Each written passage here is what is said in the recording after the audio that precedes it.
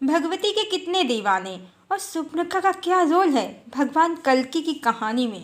Hello friends, भगवान कल्कि की प्रेम कहानी तो हमने बता दी पिछले वीडियोस के लिंक डिस्क्रिप्शन बॉक्स में डाल दिए हैं। पर कहानी में कोई ना कोई खलनायक या खलनायिका भी होता या होती है। इस बार भी है खलनायिका है जो त्रेता में सुपर्णखा है, वो इस बार भी कहानी में है। द्वापर में भी थी, पर द्वापर की कहानी हम लोगों ने जो जानी उसने उसे देवी बता दिया, लक्ष्मी का अवतार बता दिया। जी हाँ, रुक्मिणी जो सुपर्णखा का पुनर्जन्म थी, अपनी आसक्ति और पूर्व जन्म के संस्कारों के कारण श्री कृष्ण की वो प्रथम पत्नी बनी थी, जिसके बाद श्री कृष्ण ने 7 अन्य विवाह भी किए थे और जिसके बाद 16,100 बंदी कन्याओं से भी किए थे। क्योंकि जगदम्बिका भगवान की सनातन अर्धांगिनी हैं, जिनके परिणय में बंधने पर भगवान का दूसरा विवाह संभव नहीं है। इसी रहस्य और सत्य से रुक्मिणी लक्ष्मी का अवतार नहीं थी और आध्यात्म को सही से समझें तो चेतना का विभाजन नहीं होता है। परमात्मा मूल चेतना है, जिनका शिव रूप राम या कृष्ण है, शक्ति रूप सीता या राधा है। यही चेतना सभी जीवात्माओं के कारण शरीर का आधार और कारण है। एक परमात्मा है और बाकी जीवात्माएं, और सभी जीवात्माएं उनका यानी परमात्मा का क्लोन या प्रतिबिंब हैं। यही सृष्टि के विस्तार का नियम है। शिव और शक्ति ही सबके माता पिता हैं। बाकी जैसे शिव का विभाजन नहीं होता है, उनकी मूल प्रकृति कहें या मूल शक्ति सीता का भी विभाजन संभव नहीं है। इस तरह श्री कृष्ण की पत्नियां मात्र आसक्त जीवात्माएं हैं, न कि लक्ष्मी या शक्ति का विभाजन रूप। रुक्मिणी, सत्यभामा, जामवंती, मित्रविंदा और ऐसे ही सभी श्री कृष्ण की पत्नियां त्रेता युग की आसक्त स्त्रियां हैं, जो भगवान राम के रूप और देह पर कामासक्त हो गई थीं। ये देवी लक्ष्मी का विस्तार नहीं है। हाँ, सभी जीवात्माएं शक्ति और शिव का अंश हैं, लक्ष्मी नारायण का अंश हैं। इस तरह इन्हें लक्ष्मी का अंश कह सकते हैं, पर हैं ये जीवात्माएं ही, न कि देवी सीता या देवी लक्ष्मी का कोई विभाजन हुआ है। वैसे भी चेतना का विभाजन संभव नहीं है। नयनम छिद्यन्ति शास्त्राणि नयनम दहति पावका न चैनम क्लेदयन् तापो न शोष्यति मारुता। तो इस तरह की फिलॉसफी जो ग्रंथों में मिलती है कि द्वापर में देवी लक्ष्मी ने कई रूपों में जन्म लिया और श्री कृष्ण को सुख प्रदान किया, प्रेम प्रदान किया, तो ये मात्र भोगवादी कालनेमी विद्वानों का रचा हुआ काला मायाजाल या कली का ट्रैप ही है। अन्यथा भगवान राम का एक पत्नी व्रत इसी बात की गवाही देता है कि जगदम्बिका के परिणय सूत्र में बंधकर भगवान का दूसरा विवाह संभव नहीं है। वो शक्ति स्वरूपा हैं, उनकी एकमात्र सनातन अर्धांगिनी हैं, जिनसे शक्तिमान होकर ही वो पूर्ण ब्रह्म परमात्मा होते हैं, जो आदि शक्ति हैं, उनकी परम शक्ति हैं, जगत जननी हैं। और यही भगवान के देवी राधा से विरह सहने का कारण है। अन्यथा जो देवी राधा श्री कृष्ण की पत्नी बन गई होती तो फिर इन आसक्त स्त्रियों की इच्छा कभी पूर्ण नहीं होती। जैसा कि अहिरावण की पत्नी नाग कन्या चंद्रसेना ने भगवान से विवाह की आशा से ही अहिरावण की मृत्यु का उपाय हनुमान जी को बताया था, जो द्वापर में सत्यभामा का पुनर्जन्म थी। तब भगवान ने यही कहा था, इस जन्म में मैं सिर्फ सीता को समर्पित हूँ, कृष्ण अवतार में उसकी इच्छा पूर्ण होगी। इस तरह श्री कृष्ण की सभी पत्नियाँ मात्र आसक्त जीवात्माएं थीं। कालनेमी विद्वानों ने कलयुगी शास्त्रों की रचना कर देवी राधा का सत्य, भगवान राम के एक पत्नी व्रत का कारण सब शास्त्रों से मिटाकर आसक्त स्त्रियों को देवी लक्ष्मी का विस्तार बताकर भगवान श्री कृष्ण को बहुपत्नीवादी बताया और ईश्वर की महिमा को तो समाज में गिराया ही।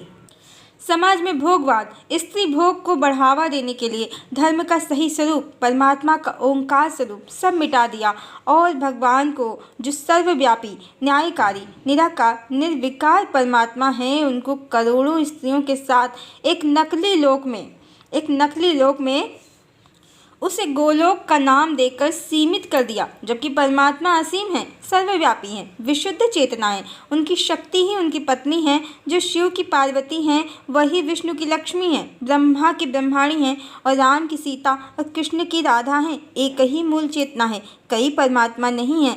ये सब सत्य शास्त्रों से मिटाया गया है और आध्यात्म के नाम पर स्त्री भोगों की मिलावटी कहानियाँ शास्त्रों में मिलाई गई हैं, जिसके परिणाम स्वरूप देवी राधा भक्त जीवात्मा कहलाईं और रुक्मिणी लक्ष्मी का अवतार। जबकि वो शूर्पणखा थी, उसके पूर्व जन्म के कृत्यों के कारण रुक्मिणी बनकर उसने षड्यंत्र पत्र लिखा श्री कृष्ण को और स्वयं के हरण का प्रबंध करवाया।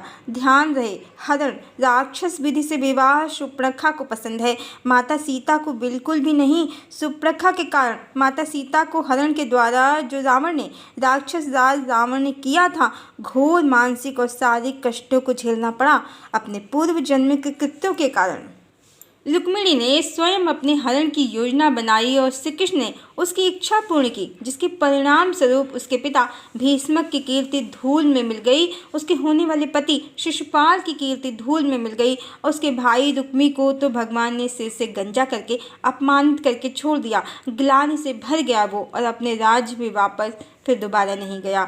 जो कष्ट और अपमान शूर्पणखा ने देवी सीता को दिया था, वो सब उसने पाया रुक्मिणी बनकर, और उसके पाप कर्मों के कारण ही जैसी उसकी इच्छा थी राम और उनके कुल के नाश की, तो यही वो कारण था जिसके कारण उसने उसकी स्वयं की आंखों के सामने श्री कृष्ण का जाना, अपने सभी पुत्रों की मृत्यु को देखना और द्वारिका का डूबना सब देखा। शास्त्रों में जो जबरदस्त मिलावट हुई है, तो इसी के परिणाम स्वरूप सब सत्य गायब हो गए हैं और कोई समझ नहीं पाता है श्री कृष्ण तो परमात्मा थे, फिर उनके कुल का नाश और द्वारिका का डूबना कैसे संभव हुआ। श्राप अवश्य गांधारी का था, ऋषियों का था, पर इच्छा शूर्पणखा की ही पूर्ण हुई थी। देवी सीता का वो स्थान लेना चाहती थी, सो पूरे कलिकाल में वो देवी लक्ष्मी का अवतार समझी गई और देवी राधा का सत्य कम ही लोगों ने समझा। पर कलिकाल समाप्त हो गया है, इसीलिए सारे सत्य धीमे धीमे प्रकट हो गए हैं। भगवान राम के एक पत्नी व्रत के ब्रह्मास्त्र ने कलयुगी शास्त्रों की सब काली माया का नाश कर दिया है।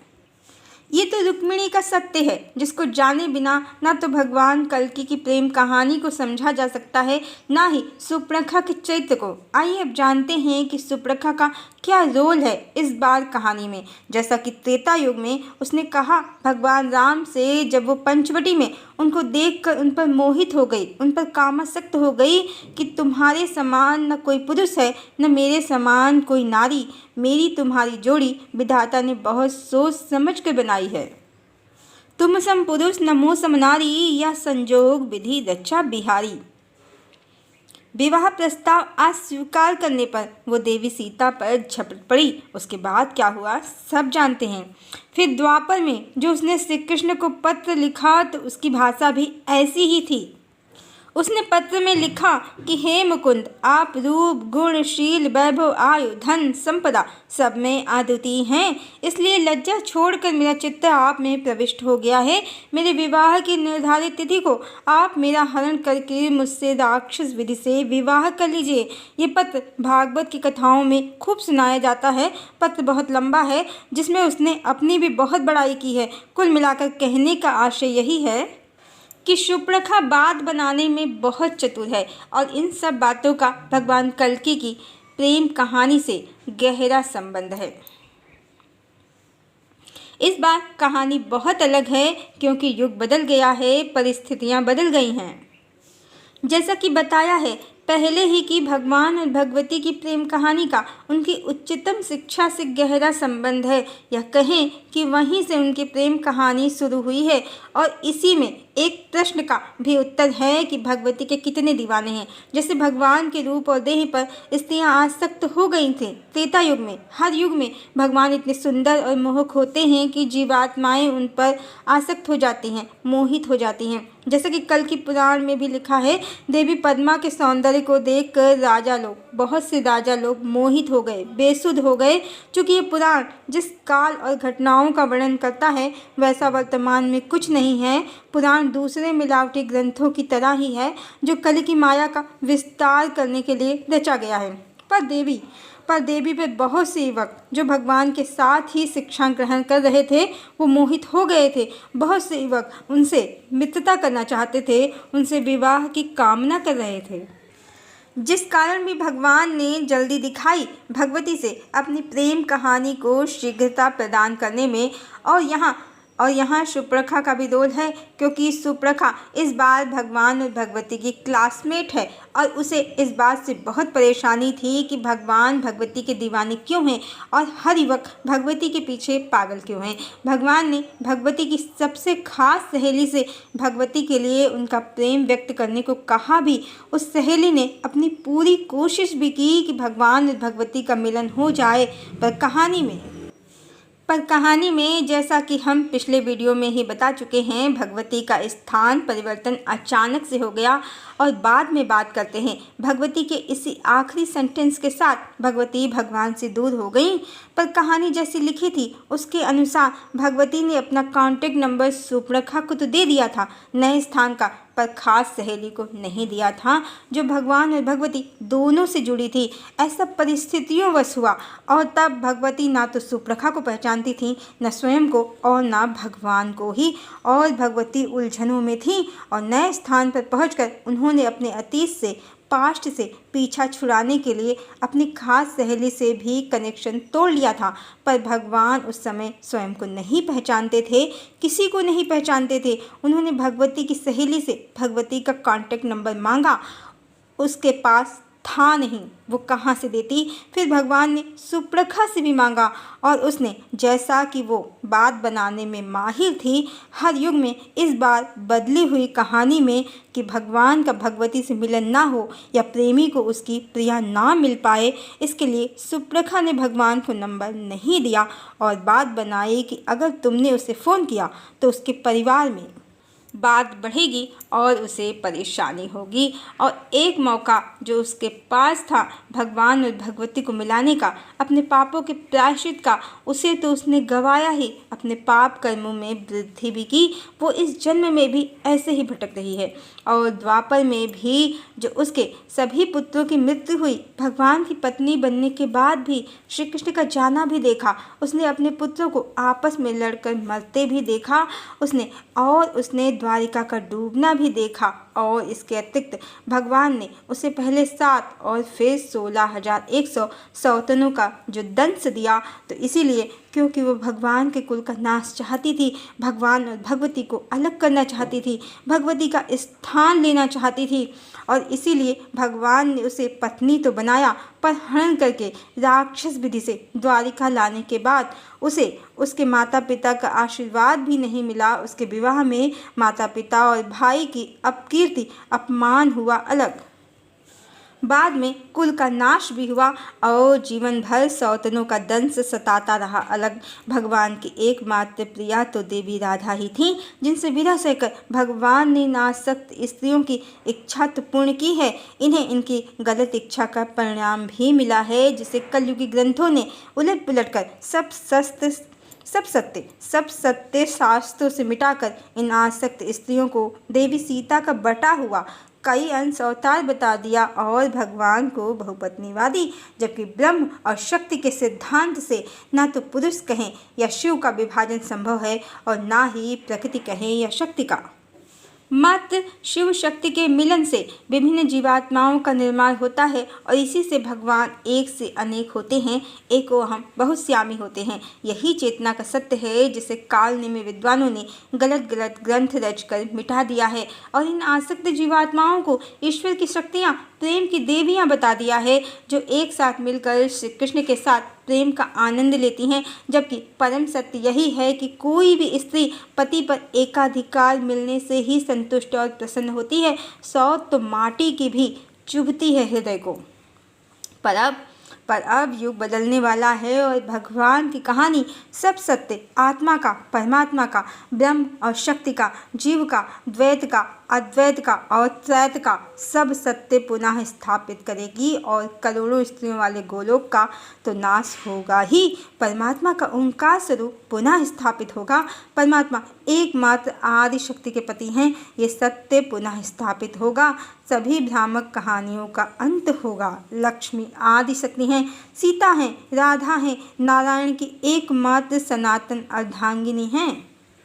ये सत्य पुनः स्थापित होगा और समस्त संसार में लक्ष्मी नारायण का शासन होगा। सनातन का सत्य स्वरूप पुनः स्थापित होगा नए युग में, सतयुग में। हाँ, सुपर्णखा ने कोशिश तो बहुत की, भगवान को उनकी प्रिया ना मिले, पर किसी के कुछ चाहने से क्या होता है, होता वही है जो हरि की इच्छा होती है।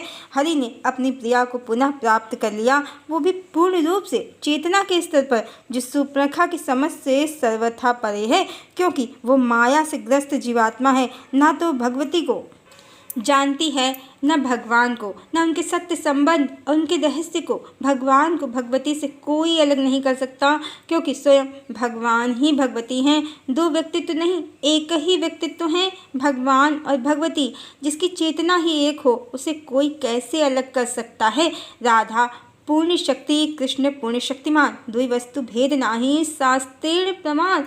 इसी पंक्ति में भगवान और भगवती का सब सत्य छुपा है। इस तरह सुपर्णखा ने अपनी तरफ से पूरा प्रयास किया कि भगवान और भगवती का मिलन ना हो, पर कहानी भगवान ने ही लिखी है। उसने तो सिर्फ माया से ग्रस्त होकर अभिनय किया है।